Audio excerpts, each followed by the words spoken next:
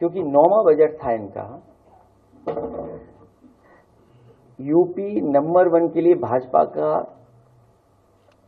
संकल्प पत्र और उनके संकल्प अगले 5 वर्षों में किसानों को सिंचाई के लिए मुफ्त बिजली उपलब्ध कराएंगे। ये पहला उनका संकल्प था। कितने बजट पेश हो चुके हैं? 9। पहला घोषणा पत्र का पहला है उनका शब्द ये। दूसरा, वो कहते हैं कि हम 25,000 करोड़ की लागत के साथ सरदार वल्लभ भाई पटेल एग्रो इंफ्रास्ट्रक्चर मिशन बनाकर के प्रदेश भर के किसानों की मदद करने का काम करेंगे। कितने पैसे इकट्ठे करना चाहते हैं लोग इंफ्रास्ट्रक्चर फंड में, एग्रीकल्चर इंफ्रास्ट्रक्चर फंड में? 25,000 करोड़ रुपया। और 9 बजट इनके चले गए हैं। 1,000 करोड़ कह रहे हैं भामाशाह भाव स्थिरता कोष को बनाएंगे, जिसमें आलू, टमाटर, प्याज जैसे सभी फसलों का न्यूनतम मूल्य सुनिश्चित करेंगे। 1,000 करोड़ किसके लिए?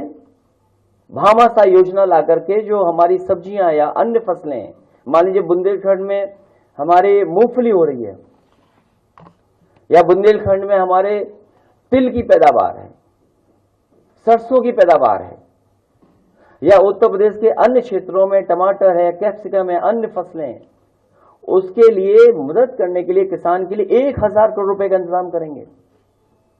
हमारा बुंदेलखंड का किसान बर्बाद हो गया, मूंगफली उसकी खरीदी नहीं गई। अगले 5 वर्षों में सरकार द्वारा न्यूनतम समर्थन मूल्य दिया जाएगा फसलों का। आप में से जानते होंगे कहां फसलों का न्यूनतम दाम मिलेगा? जो हमारे सरकार, जो समाजवादी सरकार में मंडियां बनी थी, उन मंडियों को अगर चौपट किसी ने किया तो इस सरकार ने चौपट कर दिया। कोई भी नई मंडी नहीं बनी है एक भी, जहां किसान जाकर के अपनी एमएसपी ले सके। ऐसे तमाम उनके वो बिंदु हैं जो घोषणा पत्र में शामिल थे और 9 बजट के बाद भी हम देख रहे हैं। वहीं इन्होंने कहा कि हम गन्ना किसानों का अगर 14 दिन में भुगतान नहीं होगा तो हम उसमें इंटरेस्ट देकर के उनका भुगतान कराने का काम करेंगे। पहले दिन से ये सरकार कहती है कि हमने इतना पेमेंट किया है, इतना भुगतान किया है, एक बकाया नहीं बताते, और दूसरा क्या कीमत बढ़ाई है गन्ने की, कितना रेट बढ़ाया गन्ने का, आज तक सरकार नहीं बता रही है। हमारे विधायक तमाम बैठे हमारे साथ, उसी गन्ना क्षेत्र से आते हैं, पंकज मलिक बैठे हैं, अभी सहारनपुर में होकर के आया हूं, वहां भी कई महत्वपूर्ण किसान नेताओं से मैं मिला, पत्रकार साथियों से मैं मिला, औरों से जानकारी ली है।